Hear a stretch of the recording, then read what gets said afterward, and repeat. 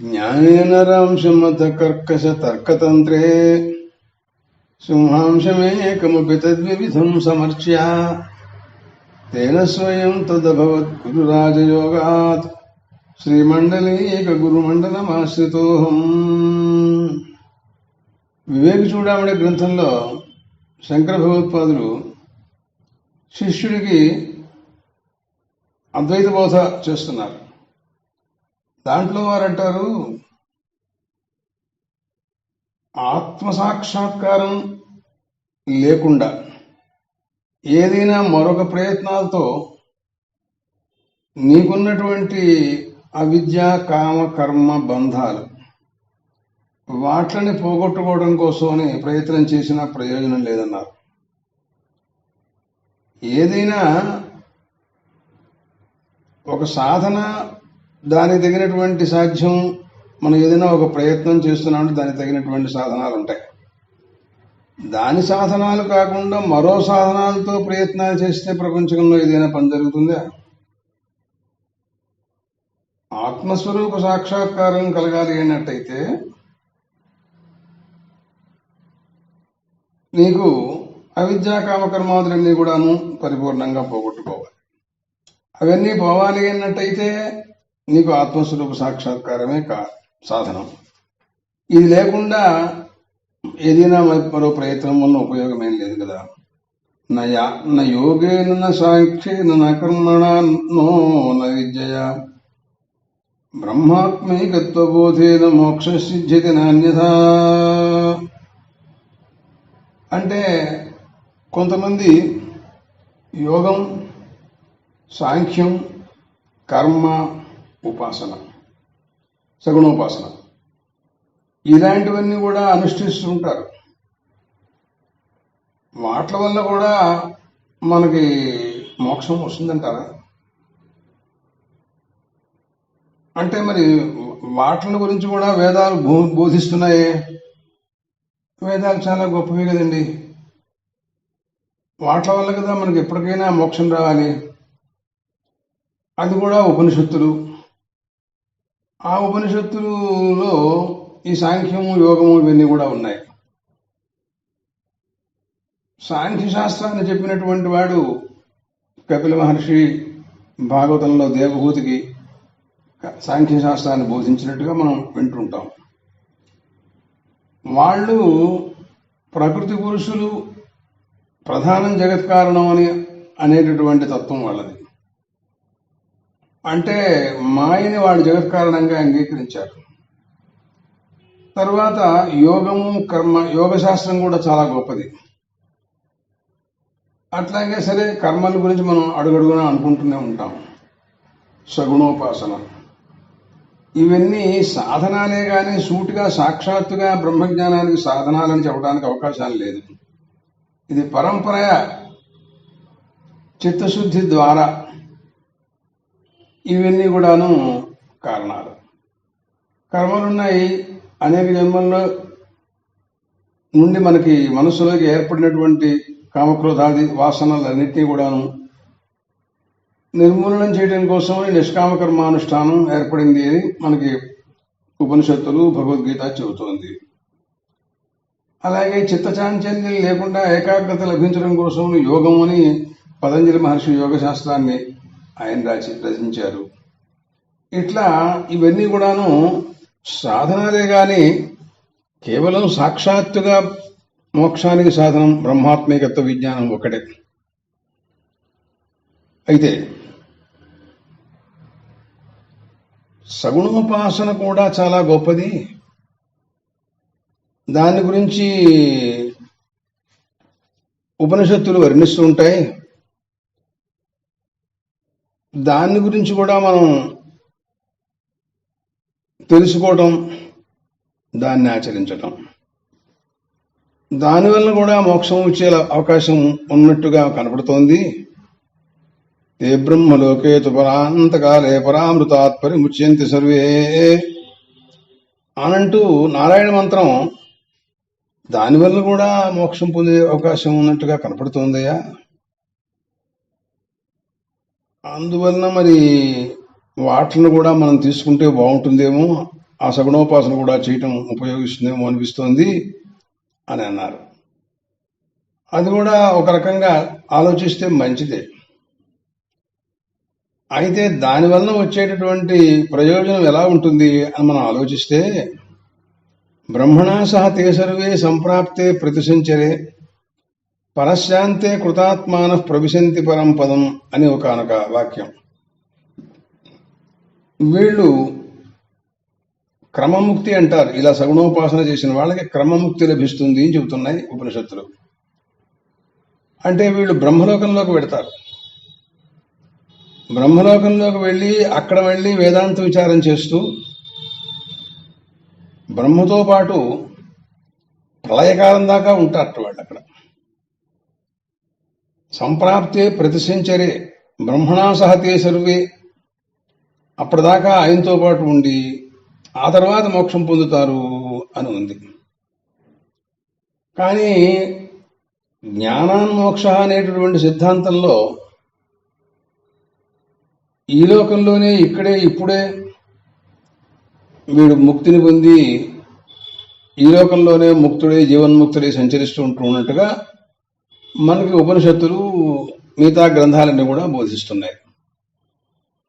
కాబట్టి అంత గొప్పగా ఇప్పుడే మనం మోక్షాన్ని పొందడానికి అవకాశం కలిగి ఉన్నటువంటి అద్వితీయమైనటువంటి ఆత్మజ్ఞానం, జీవబ్రహ్మైక్య విజ్ఞానం ఏదైతే ఉందో దాన్ని ఆశ్రయించడం గొప్పదంటారా, లేక క్రమముక్తి కోసమని ప్రయత్నాలు చేసి పోన్లేండి ఇవాళ కాకపోతే రేపు, రేపు కాకపోతే ఎల్లుండి ఏదో పోన్లేండి బ్రహ్మగారితో పాటు అక్కడ ఆ లోకంలో ఉంటాం, ఆయనతో పాటు ప్రళయకాలం దాకా ఉంటాం, ఆ తర్వాత మోక్షం వస్తుంది కదా అని దానికి అవకాశం ఇస్తావా?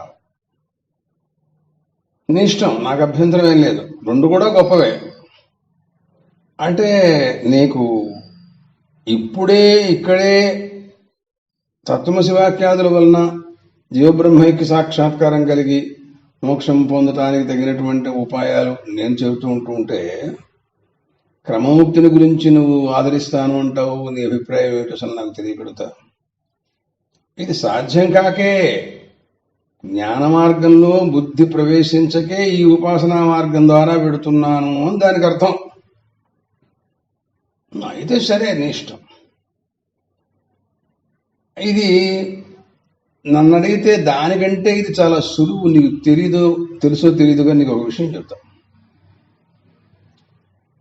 నువ్వు అక్కడికి వెళ్ళి అక్కడ బ్రహ్మలోకంలో ప్రళయకాలం దాకా ఉండాలయా. ఆ బ్రహ్మగారి ఆయుర్భాగ్యం చాలా పెద్దది. ఎప్పటికి ప్రళయం వస్తుందో తెలియదు.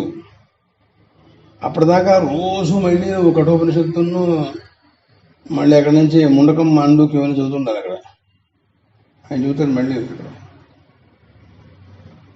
అదేవో ఇక్కడే వినొచ్చుగా. సగుణోపాసన చేసి అక్కడికి వెళ్ళి అక్కడ వింటాను, ప్రళయం దాకా ఆయనతో ఉంటానంటే ఏమిటి? నీకు అసలు అద్వైతం అనేటటువంటిది సులువుగా నీకు 2 మాటలు చెబుతా. అంతకంటే తేలికలో నీకేం తెలియదు. అసలు నేను చెప్పే చాలా తేలిక. ఏమిటంటే తత్వమసి వాక్యం ఏం చెబుతోంది అంటే, కొత్తగా నిన్ను ఎక్కడికి వెళ్ళమనలేదు, ఏ ఉపాసన చేయమనలేదు, ప్రళయకాలం దాకా అక్కడ ఉండమనలేదు, వాళ్ళతో పాటు వేదాంత విచారం చేయమనలేదు, ఏమీ చెప్పలేదు. మరి ఏమిటని అడిగాడు. ఏం లేదు, మర్చిపోయిన విషయాన్ని గుర్తు చేస్తుంది అంతే. తేలిక మార్గం. నువ్వు వస్తుతః బ్రహ్మయుండి కూడా కాదు అనుకుంటూ నువ్వు వ్యవహరిస్తున్నావు. కాదు అనుకునే మాట కాదు, నువ్వు బ్రహ్మయ్య ఉన్నావు. నేను చెప్పేది ఇంతే, ఇంతకంటే నేను వేరే చెప్పక్కర్లేదు. ఎంత తేలిగ్గా ఉంది ఈ మాట. ఏం తేడా ఉందా? కుంతీపుత్రుడు కర్ణుడు, కౌంతేయుడే. కానీ రాధ పెంచింది ఆ అబ్బాయిని. రాధేయుడు రాధేయుడు అని అనుకుంటున్నాడు. తర్వాత ఎవరో చెప్పారు, నువ్వు కుంతిపుత్రుడివి, కౌంతేయుడివి అన్నారు. అంతే, నేను కౌంతేయుడిని అనుకున్నాడు ఇవాడ. ఇప్పుడు అతను ఇదివరకు అసలు కౌంతేయుడే. మంచి కాలంలో కాదనుకున్నాడు, ఇప్పుడు అవును అనుకున్నాడు. అంతకంటే ఏముంది? ఇదివరకు దాకా కాదనుకున్న విషయం మార్చుకోవడమే అద్వైతం అంటే. అంతకంటే తేలిక లేక చెప్పాల్సిందే ఉంది. నాశిత్వం రాధేయ కింద కౌంతేయ అన్న అంతేహారు. నువ్వు రాధేయుడివి కాదు, కౌంతేయుడివి. అసలు వస్తుదా కౌంతేయుడే. అంతకంటే ప్రత్యేకంగా చెప్పేదేం లేదు. అవతారాల్లో రామావతారం ఉంది.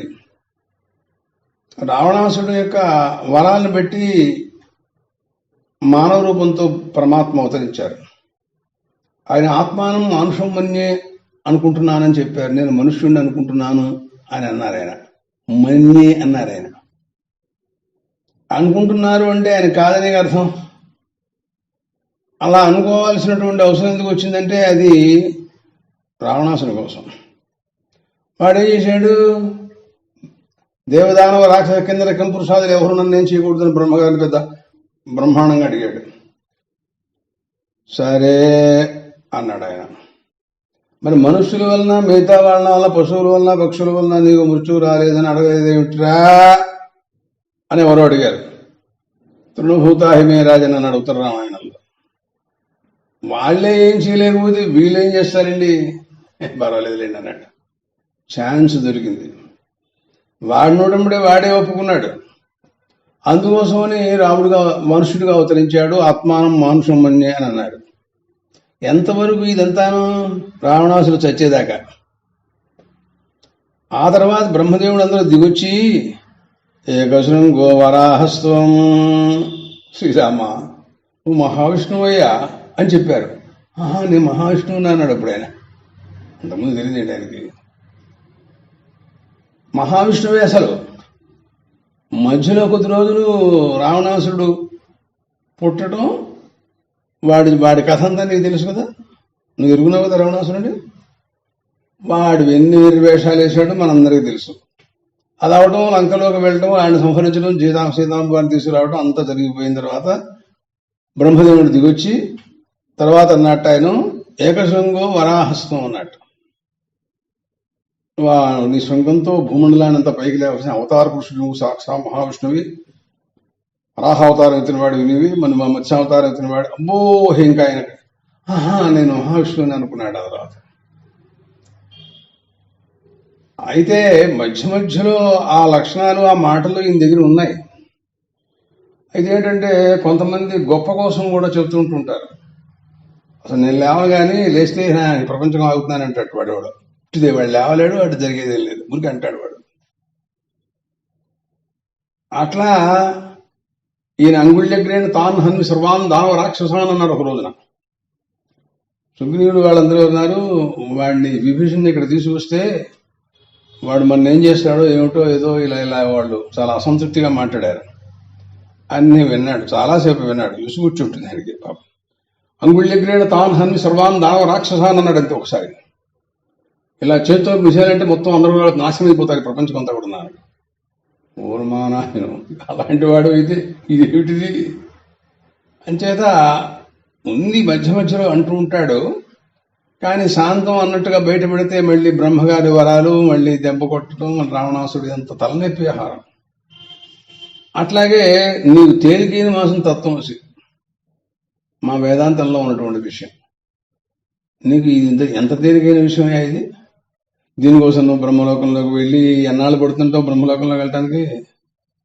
మరి ఎట్లా వెళ్తావో ఏమిటో, అసలు ఎవరు బయట కూడా వెళ్ళటలేదు. ఇప్పుడు అక్కడికి వెళ్ళిన తర్వాత అక్కడ మరి నీ భోజనం పడుతుందో పడదో, పొద్దున్న టిఫిన్ ఉంటుందో ఉండదో అక్కడ. ఎందుకయ్యా ఇదంతా? ఎన్నాళ్ళు పోయా ప్రళయకాలం వరకు కూడా నాయను ఇంతకాలం మళ్ళీ రోజు వేదాంత విచారం. సరే నీ ఇష్టం బాబు. వీణాయా రూపసౌందర్యం తంత్రేవాదన సౌష్ఠవం ప్రజారంజన మాత్రం తన్న సామ్రాజ్యాయ కల్పతే. నువ్వు చెప్పేది ఎలా ఉన్నాయంటే వీణ రూప సౌందర్యం, వీణ చాలా గొప్పగా ఉంది అని వాళ్ళు గొప్పగా వర్ణిస్తున్నట్ట. అసలు ఆ తంత్రి, ఆ తీగలు, ఆ వీణ, ఆ నొక్కటం, అబ్బా ఏం బాగుందండి, చాలా గొప్పగా ఉందండి. ప్రజారంజన మాత్రం, ఇది విన్న వాళ్ళ ముగ్ధులైపోతున్నారే. ఇంత మాత్రం చేతనే సామ్రాజ్యం వచ్చేస్తుందండి, రాదు కదా. వాగ్వైఖరి, శబ్దఝరి, శాస్త్ర వ్యాఖ్యాన కౌశలం, వైదుష్యం విదుషాం తద్వద్భుక్తజేనతు ముక్తయే అన్నారు ఆయన. పాండిత్యాలు, చదువుకోవడం, గొప్పగా మాట్లాడటం. ఒక ఆయన మాట్లాడుతున్నాడంటే వాగ్ఝరి, ప్రవాహ రూపంగా వీళ్ళు అటక మాట్లాడుతుంటాడు. శబ్దఝరి, ఆ పదాలు అలా వెళుతుంటాయంటే మన ఘనంలాగా ఉంటుందనుకో, అలా చెప్పేస్తుంటాడు. శాస్త్రం వ్యాఖ్యాన కౌశలం, ఇక ఎన్ని శాస్త్రార్థాలు చెబుతాడో మనం చెప్పలేం. ఇదంతా ఏం చేసుకుంటామని అడిగాడు. ఇంతంత పాండిత్యాలు ప్రపంచంలో విద్వాంసులకు ఉంటూ ఉంటుంది, ఈ పాండిత్యాలన్నీ వాళ్ళకి భుక్తయే నతు ముక్తయే అన్నాడు. ఒక మహారాజు సభలో కూర్చున్నట్టయితే ఆయన గురించి చాలా గొప్పగా వాళ్ళు గౌరవించి ఒక అగ్రహారం ఇవ్వచ్చు ఆయనకి. జీవితాంతం వాళ్ళ పుత్రపౌత్రాభివృద్ధిగా వాళ్ళు కూడా అనుభవించవచ్చు. అది అలా భుక్తికి పనికొస్తుంది. కానీ ఇవన్నీ మోక్షం ఇస్తాయా? నువ్వు అద్వైత సిద్ధే మాట్లాడుతున్నావు, కానీ అనుభవాత్మకమైనటువంటి వేదాంత విజ్ఞానం కావాలి మీకు. కానీ వాగ్వైఖరి, శబ్దఝరి, టకటకా మాట్లాడటం ఉండదు. ఆత్మవారే ద్రష్టవ్య, శ్రోతవ్యో, మంతవ్యో, నిధిధ్యాసితవ్య అనే వాక్యంలో వాగ్వైఖరి, శబ్దఝరి కూడా పెట్టారేంటి? ఆత్మసాక్షాత్కారాన్ని గురించి సాధనాల్లో ఇవి కూడా పెట్టారా వాళ్ళు? లేదు. గొప్పగా మనం మాట్లాడటం నేర్చుకున్నాడు, మాట్లాడుతున్నాడు అంతే. దానివల్ల ఏం జరుగుతున్నాయినా ఇవన్నీ కూడాను ఇలాంటివి కదా. అవిజ్ఞాతే పరేతత్వే శాస్త్రాధీతిస్తు నిష్ఫల, విజ్ఞాతే విపరేతత్వే శాస్త్రాధీతిస్తు నిష్ఫల. నువ్వు తెలియదలకు ఎంత చెప్పినా కూడా తెలియనటువంటి మూర్ఖుడున్నాడకో, వాడికి శాస్త్రాధ్యయనం ఏం చేస్తుంది? లోచనాభ్యాం విహీనస్య దర్పణ కింకరిష్యతే అన్నాడు. బ్రహ్మాండమైనటువంటి అద్దం చూపించాడట, అసలు వాడి కళ్ళు లేవు, వెరువేధవ. వాడు అద్దం చూసుకుని ఏం బాగుంది అనుకుంటాడు వాడు. అట్లాగే నీకు అసలు తెలియదు శాస్త్రాధ్యయనం. బాగా పరిపూర్ణంగా మొత్తం శాస్త్రాలని కూడా అధ్యయనం చేశాననుకో, అప్పుడు మళ్ళీ ఇంకా దాంట్లో ప్రవేశం ఎందుకు? ఇంకా నాయన ఊరికే ఇవన్నీ కబుర్లు చెప్పుకోవడానికి పనికొస్తాయి తప్ప వల్ల ఇటువంటి కబుర్ల వల్ల మనకు ఆత్మవిజ్ఞానం కలుగుతుందనుకోమోకే. ప్రపంచం ఇలా ఉంటుంది, శాస్త్రాలు ఇలా ఉంటాయి, వేదాలు ఇలా ఉంటాయని నీకు చెబుతున్నాను నేను. వేదాల విషయం చెబుతాను, ఒక్క మాట వినం. శబ్దజాలం మహారణ్యం చిత్తభ్రమణ కారణం అతః ప్రయత్నాత్ జ్ఞాతవ్యం తత్వజ్ఞాతు తత్వమాత్మనః. ఈ వేదాలనేవి ఎలా ఉంటాయంటే ఒక భయంకరమైనటువంటి కీకారణ్యాలు లాంటివి. ఎన్నాళ్ళు తిరుగుతావు దాంట్లో, అరణ్యాల్లో సంచరిస్తుంటే ఏదైనా పెద్ద పులి నోట్లో వేసుకుందంటే దిక్కుముక్కు లేకుండా పోతావు, తెలియలే. శబ్దజాలం మహారణ్యం, ఇది భయంకరమైనటువంటి అరణ్యాలు. చిత్తభ్రమణ కారణం, చదివిన దగ్గర నుంచి వాడికి చిత్త చాంచల్యం పెరుగుతుంది కానీ చిత్త నైర్మల్యం రాదు. ఇంకా శాస్త్రార్థం మీద కోటి శతకోటి అని పుస్తకం చెబుతుంటారు వీళ్ళు. ఏమిటో మరి ఎన్నాళ్ళకు అవుతుందో, ఎప్పటికవుతుందో, ఏం జరుగుతుందో తెలియదే. ఇలా జీవితాలు ఇలా వెళ్ళిపోతున్నాయి. మనం అనుకున్నది వేరు, లక్ష్యం వేరు, మనం చేసే పని వేరు. అలాగా వెర్రిగా శాస్త్రాల్లోకి అలా పోయినా ఉంటే నిన్ను పిచ్చెక్కిస్తాయి అవి. అందుకనే ఒక చోట మాట్లాడుతూ లీలాశుకులు అన్నారు, మీకు ఒక విషయం చెప్తాను. మిమ్మల్ని చూస్తుంటే నాకు జాలిగా ఉంది. ఎందుకంటే వేదాలు అనంతంగా ఉన్నాయి అని పతంజలి మహర్షి అన్నాడు.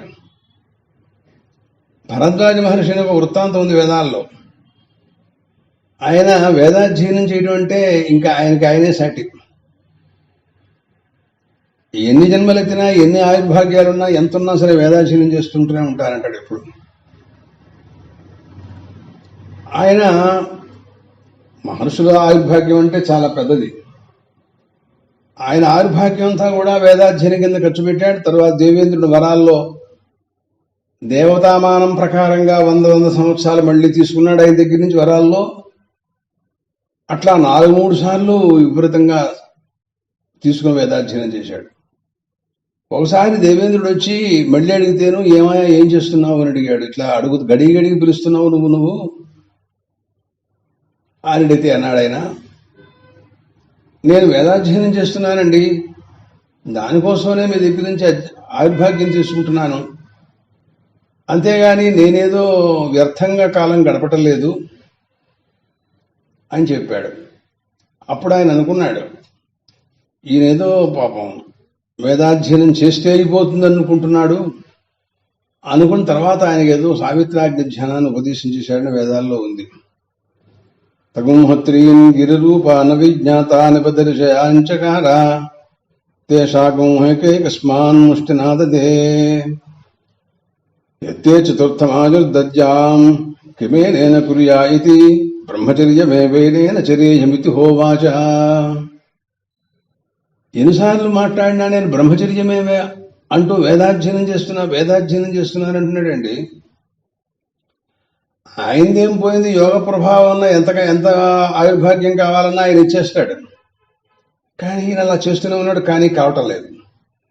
అంటే అర్థం ఏమిటి, ఎన్ని శాఖలున్నాయో, ఎంత వాంగ్మయం ఉందో, ఏముందో, మహర్షి అయినటువంటి ఆయనకే అది సాధ్యం కాక చివరికి ఆయన చేసింది చాలా తక్కువ, ఇంకా అంత మిగిలింది ఎక్కువ అని కూడా చూపించాడు ఆయన.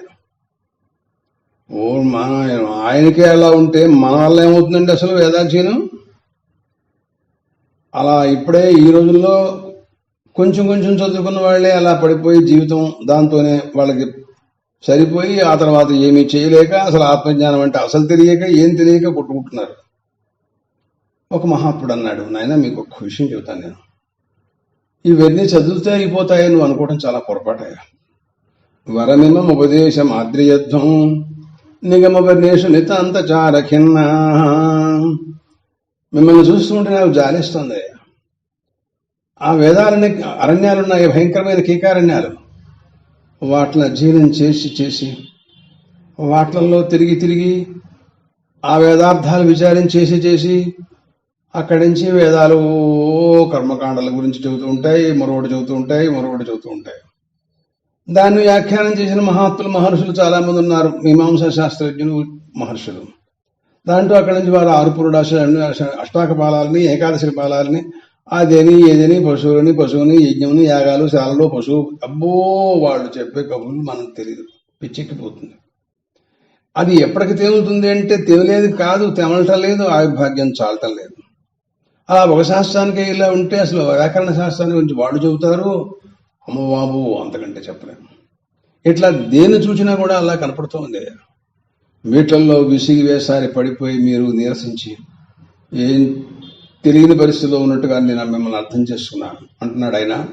వరమిమం ఉపదేశం ఆద్రియధ్వం నిగమవనేషు నితాంతచారఖిన్నా.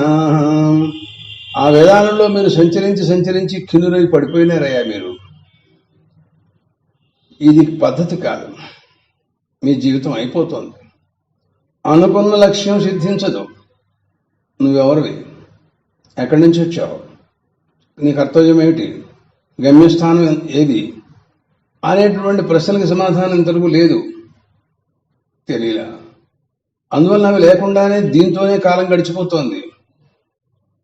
అందువలన నేను చెప్పేది ఏమిటంటే, విచినుత భవనేషు వల్లవీరాం ఉపనిషదర్థము ఖలే నిబద్ధం. ఆ వేదాలు కూడా వేదాంతాల గురించి విచారిస్తే సర్వేషాం వేదానాం అద్వితీయే బ్రహ్మణ తాత్పర్యం అని చెబుతాయి. అవి మొత్తం అన్నింటికీ అద్వైతమంది తాత్పర్యం అని అవి బోధిస్తాయి.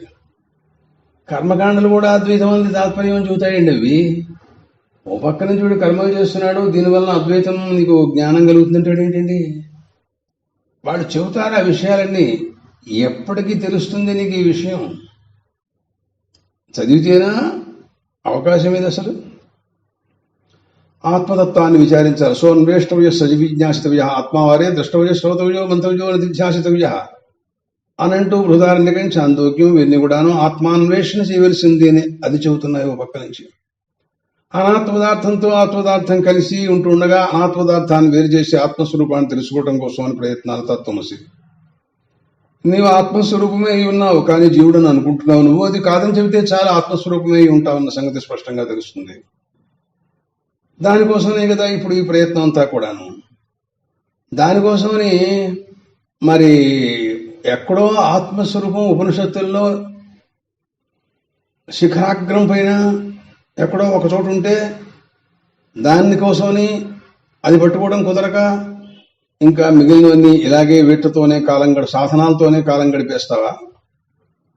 విచలిత భవనేషు వల్లవీనాం సమస్త ఉపనిషత్ ప్రతిపాద్యమైనటువంటి పరబ్రహ్మతత్వం ప్రస్తుతం బృందావనంలో రోటికి కట్టబడి గోపికల స్వాధీనంలో అక్కడ ఉంది. అక్కడ వెళ్లి చూడటం చేతకాక వెళ్ళలేక అది నిజంగా బ్రహ్మ అనుకోలేక అక్కడి నుంచి నువ్వేదో వెతుకుతూ కాలంతా గడుపుకుంటున్నావు. ప్రయోజనం లేదయ్యా.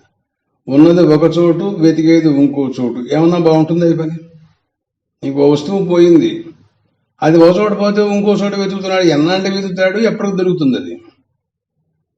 ఇవన్నీ ఎందుకు నీకు? ఇవన్నీ సాధనాలు కావు, వెతుకుతున్నావు అనవసరంగా. వరమిమోపదేశమాద్రియధ్వం నిగమవనేషు నితాంతచారఖిన్నా విచినుత భవనేషు వల్లవీనాం ఉపనిషదర్థములు ఖలే నిబద్ధం. సమస్త బ్రహ్మాండములకు ప్రభు, సమస్త లోకాలు ఆయనలో అధ్యస్థమై ఉన్నాయి. సమస్త ప్రపంచకాలుగా అధిష్టాన స్వరూపమైనటువంటి ఒక చిద్రూపమైన ఆత్మస్వరూపం పరమాత్మ అక్కడ సంచరిస్తున్నారా? ఆశ్చర్యం. అది ప్రస్తుతం గోపాలకుల చేతిలో ఉన్నాడా? వాళ్ళతో స్నేహం చేస్తున్నాడా? ఏం పుణ్యమో వాళ్ళు ఏం చేశారో తెలియదు కదా. అలాంటి వస్తువు అది. అలాంటి దాన్ని మనం తెలుసుకోవడం కోసం ప్రయత్నాలు చేయాలి. అత ప్రయత్నాత్ జ్ఞాతవ్యం తత్వజ్ఞాత్. ఒక తత్వజ్ఞుణ్ణి ఆశ్రయించు. ఇవన్నీ పెట్టుకుని కాలం అనవసరంగా వ్యర్థపుచ్చుకోమోక. మన ఆయుర్భాగ్యం చాలా తక్కువ. 100 సంవత్సరాలు శతమానం భవతి. దాంట్లో 50 సంవత్సరాలు నీకు రాత్రి కింద వెళ్ళిపోతుంది. 50 ఏళ్లే. దాంట్లో నీకు 20 ఏళ్ళు బాగా చిన్న వయసులో తీసి ఇంకో 20 ఏళ్ళు ఆ తర్వాత తీసి మధ్యకాలంలో నీకేం తెలుస్తుంది? అసలు మిగిలింది ఏముందని నీకు తెలిసేందుకు? కాబట్టి శబ్దజాలం మహారణ్యం చిత్తభ్రమణ కారణం. చివరికి పిచ్చెక్కిపోతుంది, అర్థం కావట్లా. చాలా మంది ఉన్నారు అలాంటి వాళ్ళు. అత ప్రయత్నాత్ జ్ఞాతవ్యంను ప్రయత్నం చేసి నా మాట విని తత్వజ్ఞుణ్ణి ఒకడిని ఆశ్రయించు. తత్వజ్ఞాత్ తత్వమాత్మన. అజ్ఞాన సర్పదష్టస్య బ్రహ్మజ్ఞానం ఔషధం వినా కిము వేదైశ్చ శాస్త్రైశ్చ కిము మంత్రే కిమౌషధీ. రోగం ఒకటి, మందు మరొకటి. ఏం బాగుందండి. అసలు వాడికి రోగ నిదానం తెలియదు. విపరీతంగా పొడుస్తున్నాడు ఇంజక్షన్లు, విపరీతంగా కషాయాలు లోపల పోస్తున్నాడు. వాడికి అక్కడి నుంచి పిచ్చెక్కుతోంది. బాబోని ఏడుస్తున్నాడు రోగి. అయ్యో అస్సలు వీడికి ఏం జరిగిందంటే పాము కరిచిందండి. అజ్ఞాన సర్పదష్టస్య. మామూలు పాము కరిస్తే దానికి ఉండే విరుగుడు, దానికి ఉండే మందు, దానికి ఉండే పరిస్థితి అది వేరు. వీడు మామూలుగా ఈ అజ్ఞాన సర్పం కాటేస్తే ఆ మందులు పట్టుకొచ్చి వేస్తాడేంటి వీడు? బ్రహ్మజ్ఞానం ఔషధం వినా. వీడికి బ్రహ్మజ్ఞానం ఒకటే మందు. ఆ మందు ఉంటేనే వీడు దీంట్లోంచి లేస్తాడు. అది లేకుండా వాడి దగ్గరికి వెళ్ళి కూర్చుని అక్కడి నుంచి వాడి చెవులో విషయత్వర్జయత్వ భాయవ స్వభాయవ స్థాన్ని పఠిస్తున్నట్టు. కిము వేదై ఎస్తన్న వేదక మృజాకరిష్యతి యద్విదుస్తైమే సమాసతే అంటుంది కాటకం. కాబట్టి కిము వేదైశ్చ శాస్త్రైశ్చ కిము మంత్రై కిమౌషధై. అది లేకుండా సూటిగా రోగానికి మందు పడాలి కానీ ఆ రోగం ఏమిటో తెలుసుకుని దానికి మందు సూటైన మందు ఇస్తే టకామని కట్టేస్తుంది. అది లేకుండా ఏవో మందులిస్తే వీడికి పిచ్చెక్కుతుంది. కాబట్టి ఇవన్నీ పెట్టి కూర్చుని అక్కడి నుంచి వాడు ఘనం చెబుతున్నాడండి. ఏమిటోను వాడు పక్క నుంచి ప్రాణాపాయ పరిస్థితిలో ఉన్నాడు. అక్కడ ఘనస్వస్తి పెట్టారు. కిము వేదైష్ట శాస్త్రార్థాలు కొంత శాస్త్రం పెట్టారు వాళ్ళు. తర్కశాస్త్రం శతకోటి, కిము మంత్రి ఒక ఆయన జపాలు చేస్తున్నారు, కిము ఔషధి ఒక డాక్టర్ గారు వచ్చారు, ఒక అక్కడ ఇంజక్షన్ తీసుకుని. ఏమిటిది? అజ్ఞాన సర్పదష్టస్య బ్రహ్మజ్ఞానౌషధం వినా కిము వేదైశ్చ శాస్త్రైశ్చ కిము మంత్రై కిమౌషధై. అబ్బాయి, నగచ్చతి వినా పానం వ్యాధి ఔషధ శబ్దతః వినా పరోక్షానుభవం బ్రహ్మశబ్దేర్నముచ్యతే. సరే, నువ్వు చెప్పినట్టుగా నేను పూర్వకాండ విడిచిపెట్టేసేసి బ్రహ్మవిదా ఆప్నోతి పరం, బ్రహ్మవిదా ఆప్నోతి పరం, బ్రహ్మవిదా ఆప్నోతి పరం అంటూ మొదలెడతాయి ఎప్పటి నుంచి. అదే ఘనక. నువ్వెక్కడ దొరికేవారు నాకు బాబు? నేను చెప్పేది ఏమిటో నువ్వు అర్థం చేసుకో. వాడికి డాక్టర్ గారికి మందులన్నీ తెలుసు, ఏ రోగానికి ఏ మందులో తెలుసు ఆయనకి. ఈ రోగానికి ఈ మందు, ఈ రోగానికి ఈ మందు, మందు మందు అనే మందుల పేర్లు 50 సార్లు వెల్లిస్తున్నాడు ఆయన. నోట్లో వేసుకోవట్లే. అలా వెల్లిస్తే ఈ రోగం పోతుందా? అలాగే నువ్వు బ్రహ్మ బ్రహ్మ బ్రహ్మ వీడికి చూపించెక్కింది మధ్యన. ఏమిటంటే కొత్తగా ఎవరో గురువు దొరికాడు, ఆయన తిరిగి ఎడుతున్నాడు అక్కడ నుంచి, మొన్న నుంచి బ్రహ్మ బ్రహ్మ అంటూ ఏం చెప్తే బ్రహ్మ అంటున్నాడు. కర్మ. ఏం చెప్పను నేను. నగచ్చతి వినా పానం. ఆ మందు తాగాలిరా. అక్కడ ఊరికే చుట్టూరా మందులు పెట్టున్నాయి, వీడు నోట్లో వేసుకోడు, పేర్లన్నీ చెబుతాడు, అవి భయం అంటున్నాడు. ఎలా కుదురుతుంది? నగచ్చతి వినా పానం వ్యాధిరౌషధ శబ్దతః వినా అపరోక్ష అనుభవం బ్రహ్మశబ్దేర్నముచ్యతే. పరోక్షానుభవం ఉండాలండి. అపరోక్షానుభూతి, పరోక్షానుభవం పుస్తకం ఉంది శంకరాచార్య వాళ్ళు. అంచేత అది మనకి కలగాలి. అకృత్వా దృశ్య విలయం అజ్ఞాత్వా తత్వమాత్మనః బాహ్య శబ్దై కుతో ముక్తి ఉక్తిమాత్ర ఫలైర్నృణాం. నాయన, ఊరికే మనం మాటలు అనుకున్నంత మాత్రం చేతి ఏ పనులు జరగవు కదా. అకృత్వా దృశ్య విలయం, మనకి ప్రతిబంధకంగా ఉన్నటువంటిది దృశ్యం, ఈ జగత్తంతా కూడాను. దాన్ని మనం నశింపజేసుకోవాలి, అది లీనమైపోవాలి. అజ్ఞాత్వ తత్వమాత్మన, ఆత్మతత్వ జ్ఞానం లేకుండా అది పో పో పో అని అన్నంత మాత్రం చేతి పోతుందా?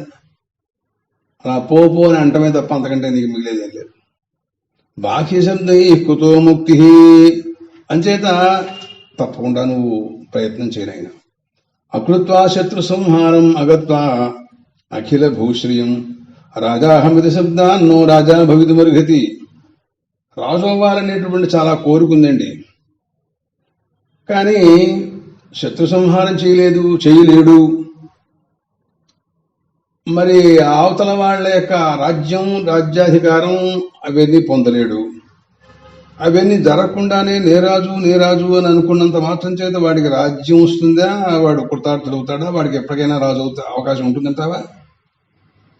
అలా ఏమి ఉండదు కదా. అందుకోసమని నీవు తప్పకుండా ప్రయత్నాలు చేయి. ఆత్మవిజ్ఞానం తప్ప మార్గాంతరాలు మనకు కనపట్టలేదు కనుక అది ముఖ్యమైన. తస్మాత్ సర్వప్రయత్నేన భవబంధ విముక్తయే స్వేనైవ యత్నః కర్తవ్యో రోగాదేరివ పండితై. అందువల్ల నీకుండేటువంటి భవబంధ విముక్తి, నువ్వు అనవసరంగా కల్పించుకున్నటువంటి బంధం, అది నువ్వే కల్పించుకున్నావు కాబట్టి నువ్వే తొలగించుకోవాలి. స్వేనైవ యత్నః కర్తవ్య, తొలగించుకునే ప్రయత్నం కూడా నువ్వే చేసుకోవాలి. నువ్వే తాళ్లతో కట్టుకున్నావు, నువ్వే ఊడ తీసుకో. అంతేకాని మరెవరో వచ్చి నీకు చేస్తారు అని అనుకోవటం ఉందే, అది సాధ్యం కాని పని. దానికోసం ఎవరో పండితులు వచ్చారండి, ఆయన ఏదో వేదాలు చెబుతా అన్నాడండి, దానివల్ల ఇది పోతుందండి, ఇలాంటి మాటలు మాత్రం నువ్వు నాకు చెప్పమోగా జరిగేదేం కాదు.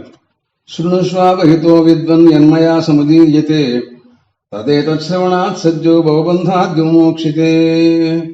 కాబట్టి నీకు అధ్యాత్మ విద్యను గురించినటువంటి విషయం నేను చెప్తాను. దాని గురించి నువ్వు చాలా జాగ్రత్తగా విచారించి నీ దాన్ని అనుష్ఠించినట్టయితే నువ్వు కృతార్థులవుతావు, సందేహం లేదు. అది దీంట్లో పెద్దగా నువ్వు అనుకున్నంత కష్టం కూడా ఏం లేదు. చెప్పాను కదా,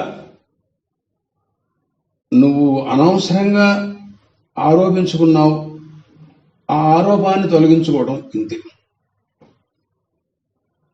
అంతకంటే ఏం లేదు. నాసిత్వం రాధేయ కింతు కౌంతేయ,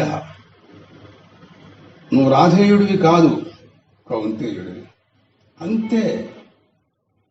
ఆత్మానం మానుషం మన్యే రాముడు కాదు, నువ్వు ఏకశృంగ సాక్షాత్ శ్రీ మహావరాహ, నువ్వు మహావిష్ణువు అని బ్రహ్మగారు చెప్పారట. అంతే, ఆయన మహావిష్ణువే, ఎప్పుడు మహావిష్ణువే. అసలు ఆలోచిస్తే కొంతమంది చెబుతారు పౌరాణికులు కానీ మరొకళ్ళు, కృష్ణావతారంలో ఆయన అనేక రకాల మహిమను చూపించాడు. మధ్య మధ్యలో తల్లికి యశోదకి చిత్రమైన ప్రపంచమంతా చూపించాడు నోట్లో.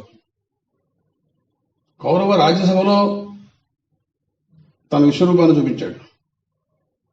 రణరంగ మధ్యంలో అర్జునుడికి తన యొక్క చిత్రం చూపించాడు. అదే కాకుండా చాలా చోట్ల రకరకములైనటువంటి మహిమలని కూడా చూపించారు ఆయన. పెద్ద నటకర్త, నాట్యం, మాయలు అన్నీ ఆయన దగ్గర ఉన్నాయని చేస్తుంటాడని చెప్తుంటారు. కానీ ఆయనకంటే రాముడే గొప్ప నటకర్త అని అందరూ అన్నారు. అదేంటండి పాపం ఈయన ఏమి జరగడే, ఇప్పుడు మామూలుగా ఉంటాడు కదా ఈయన, అదే నాట్యం అంటే అన్నారు కొంతమంది. అంటే తను కొద్ది రోజులు ఒక మనిషి ఏదైనా అబద్ధం నటించడం కానీ కొన్ని చేస్తాడనుకో, ఓ రోజు 2 రోజులు బయటపడతాడు మనిషి. ఏదైనా కొంచెం వాళ్ళని మనం మాయ చేయడం కోసమని తెలియకుండా ఏదో అబద్ధం చెప్పేసేసి ఏదో కొంచెం, కానీ మధ్య మధ్యలో నవ్వటం కానీ ఏదో మిగిలి వేషాలు వేస్తాడు. దీన్ని బట్టి అర్థమైపోతుంటుంది అవతల వాడికి. అలాంటిది ఏదైనా జరగచ్చు. కానీ పుట్టినప్పటి నుంచి రావణాసుడు చచ్చిపోయేదాకా కూడా ఈయన అసలు నేను మనుష్యుణ్ణి నటించడం ఉంది. ఓర్మానాయన ఇంతకాలమా? ఇది నిజంగా పెద్ద నాటకర్త రాముడేను, కృష్ణుడు కదన్నారు చాలా మంది. సరే, కొన్ని నిమిషం అదంతా నాకు. చివరికి నువ్వు సాక్షాత్ శ్రీ మహావిష్ణువు అని బిడ్డ చెప్పారు. అట్లాగే నీవు కూడా నీ స్వస్వరూపాన్ని నువ్వు ఆరోపించుకున్న విషయాన్ని తిరస్కరించుట, అది కాదనుకుంటా వాస్తవ స్థితి ఉన్న వాస్తవ స్థితిని ఎరుగుట, ఇంతే దీంట్లో మేము చెప్పేది. ఎంత తేలికైన 2 మాటలు, క్లాసులో కష్టమేం లేదు. తెలియలా చూసుకోను ఆయన. లేదు, నువ్వు ఇక్కడి నుంచి సగుణోపాసన చేసి, అక్కడి నుంచి ఉపాసన, ఉపాస్యం, ఉపాసక, త్రిపుటి, అక్కడి నుంచి ఏదో నువ్వు మరి ఏం చేస్తావో నాకు తెలియదు, అక్కడి నుంచి యోగాభ్యాసం చేస్తావో ఏం చేస్తావో, అక్కడి నుంచి ఈ దేహం వదిలిపెట్టి బ్రహ్మలోకంలోకి వెళ్ళి ప్రళయకాలం దాకా ఆయనతో పాటు అక్కడ కూర్చుని వేదాంత విచారం చేస్తానంటే చేసుకో, నీ ఇష్టం, తర్వాత నాకు తెలియదు అన్నాడు.